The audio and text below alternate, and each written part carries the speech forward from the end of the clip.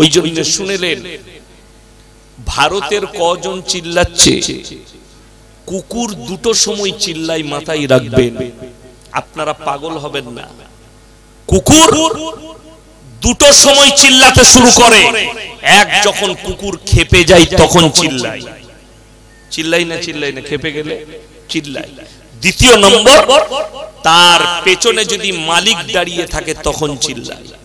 আপনি কলকাতায় যান, ধর্মতলায়, সকালবেলায় গঙ্গারামপুর বাজারে যান, যারা বড় লোক আছে সকালবেলায় গলাতে পাট্টি লাগানো আছে, দামি কুকুর 50,000 দিয়ে কিনেছে, 20,000 দিয়ে কিনেছে, দড়িটা ধরে আছে, নিয়ে যাচ্ছে, ও কিন্তু লোক দেখলেই চিল্লাই, চিল্লাই না চিল্লাই চিল্লাই। কিন্তু রাস্তার কুকুরকে দেখেছেন চিল্লাতে? সে জানে আমার মালিক নাই, আমি চিল্লালি মারবে আমাকে, হয় ইট মারবে না হলে লাঠির বাড়ি। কিন্তু ই জানে আমার সাথে আমার মালিক আছে, আমাকে মারতে পারবে না, ওই জন্য চিল্লায়। समझदारों के लिए इशारा काफी है। আমি এর থেকে বেশি আগে গিয়ে বলবো না, ভাঙিয়ে বলবো না। যারা শিক্ষিত তারা বুঝে যাবে আমি কাকে কুত্তা বলছি।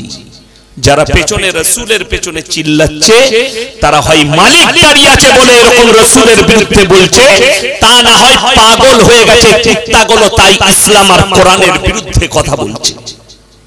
তাছাড়া অন্য কিচ্ছু নয়, এদের মাথা ব্রেন হ্যাং হয়ে গেছে, হয়ে যাবারই কথা। আপনারা একবার জোরে সোরে বলুন তো সুবহানাল্লাহ। কেন বলতে বললাম এটা একবার ভাঙিয়ে বলছি। যারা বলছে ইসলাম মিট যায়, আমি একটা ভিডিও স্কিপ দেখলাম, আমাদের দেশের আসামের মুখ্যমন্ত্রী জি, তিনি অনেক দামি মানুষ, তিনি দেখলাম একটা ক্লিপ দিয়েছে, মানে মিডিয়ার সামনে कि मैं चाहता हूं इस्लाम मिट जानी चाहिए, इस्लाम को मिटा दूंगा, दुनिया से मिट जानी चाहिए। मेरे दोस्त, आप एक सीएम है, आपको मैं रिस्पेक्ट करता हूं, लेकिन आपका दिल और दिमाग दोनों बिगड़ गया। अब कोई अच्छा डॉक्टर से इलाज कराइए। आप जो सोच लिए हैं कि इस्लाम को मिटा देंगे, तो पहले इतिहास उठाकर देखो, फिरौन आया था मूसा को मिटाने, खुद मिट गए। नमरूद आया था इब्राहिम को जलाने, खुद खत्म हो गए। और तुम चाहते कि कुरान को मिटा देंगे? तुम्ही चाइছো कुरान मिटे যাবে? আল্লাহর কসম খেয়ে বলছি মুসলমান, এতটুকু দিলে বিশ্বাস রাখবেন আমার আল্লাহর ওয়াদা মিথ্যা নয়। সকলে জোরে বলুন মিথ্যা। আল্লাহর ওয়াদা সত্য না সত্য? জোরে বলুন। আল্লাহর ওয়াদা যদি সত্য হয়, আল্লাহ ওয়াদা করেছেন ফালান তাজিদ লিসুন্নাতিল্লাহি তাবদীলা, কিয়ামতের সকাল পর্যন্ত গোটা পৃথিবীর পরমাণু শক্তিধর সব দেশ যদি একদিকে দাঁড়িয়ে যায়, রাশিয়া, আমেরিকা, চায়না, যতগুলো বেঈমান কাফের আছে সব যদি একদিকে দাঁড়িয়ে যায়, আল্লাহর কসম খেয়ে বলছি কিয়ামতের সকাল পর্যন্ত কোরআনের একটা জের জবরকে মিটাবার ক্ষমতা পৃথিবীর কোনো শক্তির নেই। যদি বলেন কেন? এই কোরআনকে আল্লাহ তাআলা কাগজের মধ্যে হেফাজত করেননি। ইন্না নাহনু নাযালনা যিকরা ওয়া ইন্না লাহু হাফিজুন। আমি এই কোরআনকে অবতীর্ণ করেছি আর এই কোরআনের হেফাজতের দায়িত্ব আমি আল্লাহ নিজে নিয়েছি। সব পৃথিবীর কোরআনকে জ্বালিয়ে দাও, যতগুলো আলমারিতে, যতগুলো ল্যাবে কোরআন রাখা আছে জ্বালিয়ে দাও। আল্লাহর কসম, একটা যদি হাফিজে কোরআন জিন্দা থাকে, এরকম 100 কোটি কোরআন আবার ছেপে আসবে। জোরে বলুন সুবহানাল্লাহ। কোরআনকে মিটানোর স্বপ্ন সেই দেখে যার ব্রেন হ্যাং হয়ে যায়, যে পাগল হয়ে যায়। আল্লাহর হাবিব সাল্লাল্লাহু আলাইহি সাল্লাম কাবা ঘরে কোরআন পড়ছেন। কোথায় বললাম? কাবা ঘরের ভিতরে কোরআন পড়ছেন, আর বাইরে বেঈমান কাফেরদের তাবলীগ চলছে।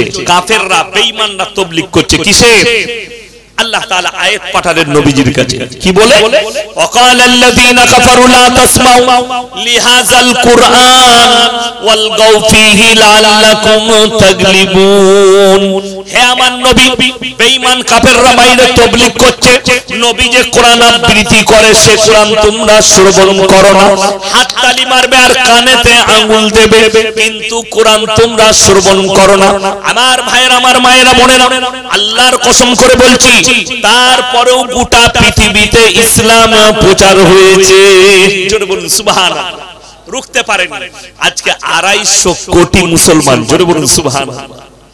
আমাদের দেশের একজন মারাত্মক খুব সুন্দর আমাদের বয়সী হবে বাবা আছে, তার নাম হচ্ছে ধীরেন্দ্র শাস্ত্রী বাবা, বাগেশ্বর ধাম।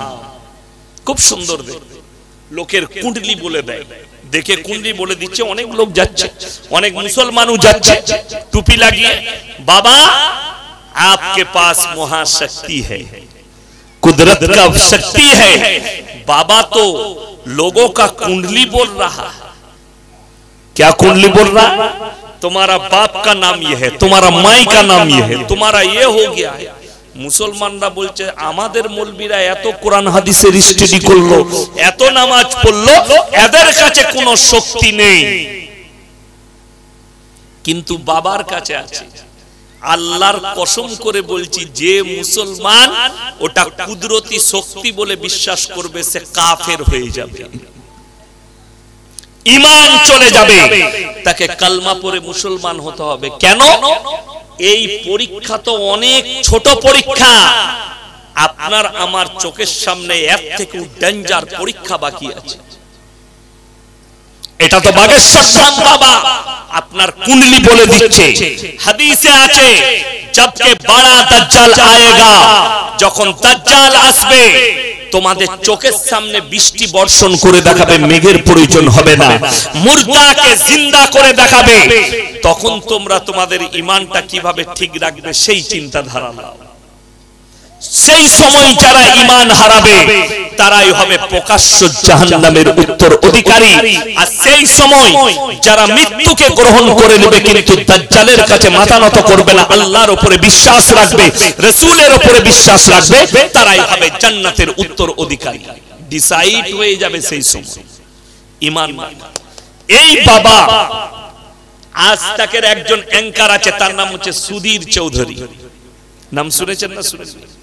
খালি ইসলাম বিদ্বেষী কথা বলে। বাবাকে একদিন তার ল্যাবে ডেকেছে, बोले बाबा आपसे 2 सवाल कर। बोले करिए। कि हिंदुस्तान के आंकड़ा मालूम है आपको? बोले कौन से आंकड़ा?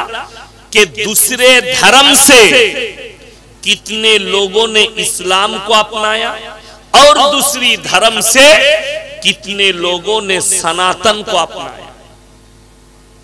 तो बाबा बोले बताइए। से कागज बार करेছে रिपोर्टर, लंबा कागज। बोले 2015 से 2021 तक, 2015 থেকে 2021 পর্যন্ত পুরো হিন্দুস্তানে 13 লাখ অন্যান্য ধর্মের মানুষ ইসলাম কবুল করেছে। জোরে বলুন সুবহানাল্লাহ। 13 লাখ। আর এই 2015 থেকে 2021 পর্যন্ত শুধুমাত্র 30,000 অন্যান্য ধর্মের লোক সনাতন ধর্মকে গ্রহণ করেছে। বাবা अंतर कितना है? बाबा बोलते आसमान और जमीन के अंतर है। এরপরে বলুন, এইগুলো তো ভারতের আঁকড়া বললাম। ইসলাম যদি এত খারাপ হয়, রাসূলের আখলাক যদি এত খারাপ হয়, পৃথিবীর বিখ্যাত ব্রেস্ট ক্যান্সার মাইকেল জ্যাকসন মৃত্যুর আগে ইসলাম গ্রহণ করেছে। জোরে বলুন সুবহানাল্লাহ। পৃথিবীর শ্রেষ্ঠ বক্সিং ফাইটার তার নাম মোহাম্মদ আলী ইসলাম কবুল করেছে। শুধু সে নয়, পাকিস্তানের ক্রিকেটার ইউসুফ ইউহানা খ্রিস্টান, মোহাম্মদ ইউসুফ হয়ে গেছে কালমা পড়ে। জোরে বলুন সুবহানাল্লাহ। গত পরশু দিনে মালদা ডিস্ট্রিক্টে মনে হয় এসেছিল, আমি তার সঙ্গে আমার বোম্বে জামে মসজিদে মোলাকাত হয়েছে। ওই ছেলেটা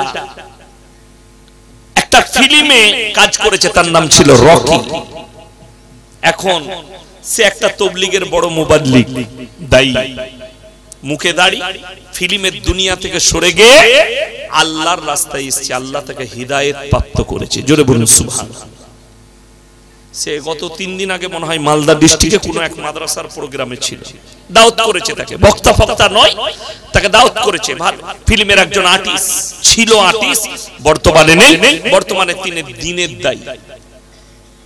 চলুন, যারা ইসলামকে গালি দিচ্ছে, কোরআনকে গালি দিচ্ছে, আল্লাহর কসম করে বলছি, জীবনে একবার হলেও সেই ভাইকে বলুন, সে হিন্দু হোক, দলিত হোক, আদিবাসী হোক, তাকে বলুন যে বায়োডাটা অফ মুহাম্মদ সাল্লাল্লাহু আলাইহি ওয়াসাল্লাম, নবীজির জীবনীটা একবার জিন্দেগিতে পড়ো, একবার পড়ো। সে কলমা পড়তে বাধ্য হয়ে যাবে রাসূলের আখলাক যদি একবার পড়ে মন দিয়ে। কেন? এখানে যদি কোনো অমুসলিম ভাই এসে থাকে আমার বক্তব্য শোনার জন্য, আমার 1.5 লাখ 1 লাখের উপরে 1 লাখ থেকে 1.5 লাখ জলসা খালি ইউটিউব আর ফেসবুকে ছুটছে, একটা যদি জলসা কোনো হিন্দু ভাই মুসলিম ভাই কেউ বার করতে পারে যে আমি কারো দেবদেবীকে গালি দিয়েছি, কারো ধর্মকে গালি দিয়েছি, আমি জীবনে আর সমাজের বুকে বক্তব্য দেব না, এটাই আজকে আমার লাস্ট জলসা, কাল থেকে আর জলসা করব না যদি প্রমাণ দিতে পারে আমি কারো দেবদেবীকে গালি দিইনি। কিন্তু কেউ যদি রাসূলকে গালি দিয়েছে তাকে আমি উপযুক্ত জবাব দিয়েছি, কেউ যদি কোরআনকে গালি দিয়েছে তাকে উপযুক্ত জবাব দিয়েছি। আপনার আমার উপরে ইলজাম লাগছে যে মুসলমান 6 बच्चे लेते हैं, 5 बच्चे लेते हैं। আসামের মুখ্যমন্ত্রী মিডিয়ার সামনে আমাদের উপরে ইলজাম লাগিয়েছে যে মুসলমান 4 শাদিয়া করতে हैं, 4 শাদিয়া। স্টেজে এতগুলো লোক বসে আছে, আপনার বউ কটা? একটা, আমারও একটা। এই আপনার বিয়ে হয়েছে কটা?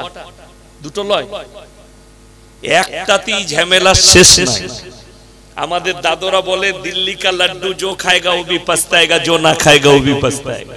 যাদের বিয়ে হয় নাই তারা মনে মনে হচ্ছে শালা আমারটা কবে হবে, আর যাদের হয়েছে তারা বুঝতে পারছে ঠেলা। আর এরা বলছে মুসলমান 4 বিবিয়া রাখতে हैं। আমি আপনাদেরকে এমন দলিল দেব, দিল্লিতে দাঁড়িয়ে তিলক লাগিয়ে একটা মেয়ে বলছে ये मुसलमान अपने भाई के साथ बहन के साथ निकाह करता है। আমরা কেউ নিজের বোনের সাথে বিয়ে করি? কথা বলেন, নাউজুবিল্লাহ বলেন। আমরা চাস্তো বোনের সাথে বিয়ে করি। कुरान सुनो, अगर हिम्मत है तो दोगले मुसलमान से मत बैठो डिबेट करने। अगर हिम्मत है किसी रिपोर्टर में, किसी एंकर के अंदर, तो हमारे जैसे बाप के बेटा मौलवी के साथ एक मर्तबा बैठ के दिखाओ, हम छट्टी के दूध याद दिला देंगे इंशाअल्लाह। रूबी का लियाकत, तू मुसलमान नहीं है, तू काफिर है, मैं ये प्रूफ कर दूंगा। एक मर्तबा मेरा साथ बैठ, मैं ये प्रूफ कर दूंगा इंशाअल्लाह। बैठ के दिखा। দিল্লিতে দাঁড়িয়ে বলছে মুসলমান अपने बहन के साथ निकाह करता है, অথচ কোরআনে আছে, কোরআন এখানে রাখা আছে হুররিমাত আলাইকুম উম্মাহাতুকুম ওয়া বানাতুকুম ওয়া খালাতুকুম ওয়া বানাতুল আখি ওয়া বানাতুল উখতি। তোমার কার সঙ্গে বিবাহ করা জায়েজ, কার সঙ্গে না জায়েজ, নিজের মা, নিজের বোন, নিজের খালা, নিজের ফুফু, সব চ্যাপ্টার দিয়ে আছে। আর আপনাকে আমি প্রমাণ দেব, আমি প্রমাণ না দিলে এখানে হয়তো অনেক অমুসলিম ভাই শুনবেন। আমি এমন একটা দলিল দিয়ে যাচ্ছি, আমার দলিল আপনি কাটতে পারবেন না, আপনার কষ্ট হবে, কিন্তু ভাই আপনাকে শুনতে হবে যে যারা মুসলিমদের উপরে ইলজাম লাগাচ্ছে कि ये लोग दो अपने भाई बहन के साथ निकाह करते हैं, वो लोग एक मर्तबा सुन लो।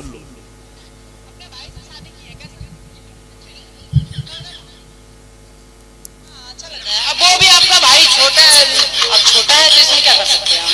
मतलब अपने छोटे भाई से शादी की। हाँ, अच्छा कितना उम्र हो रहा है आपका? उम्र कितना? दिखा दो एक मुसलमान माँ को जो अपने बेटे से शादी की, तो इंशाअल्लाह तुम जहां पर बुलाओगे तुम्हारे जूते के माला हम पहनने के लिए तैयार हैं। एक भी मुसलमान नहीं मिलेंगे। और हमने प्रूफ दे दिया कि बिहार के अंदर अपने सागे भाई से बहन शादी कर लिया। बोले मेरे से छोटा है मेरा भाई, मैंने पसंद किया, उससे लब किया, मैंने शादी करी।